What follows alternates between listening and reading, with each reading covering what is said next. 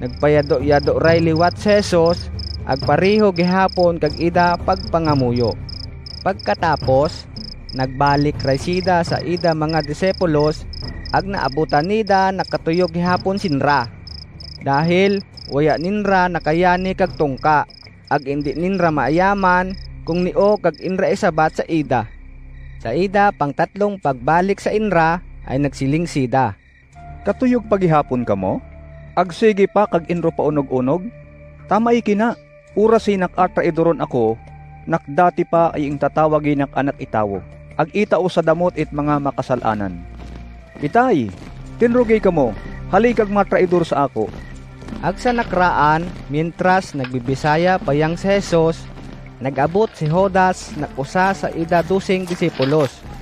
Karamo kag ida kanunot, nakdiriyang kalibong ag mga pamakoy. Ing parehasinra it mga punong saserdote, mga manunudlo it kasugoan, ag iba pang mga pinuno it mga Hudyo. Bag-o pa sinra nakaabot roto, ay nataoy sa inra it traidor nak si Judas kag Sinyas. Siling nida sa inra, kag ako aharuan ay imaw nato it ingpali. Rakpaninro, agrayo nakraan, agbantayan it maado.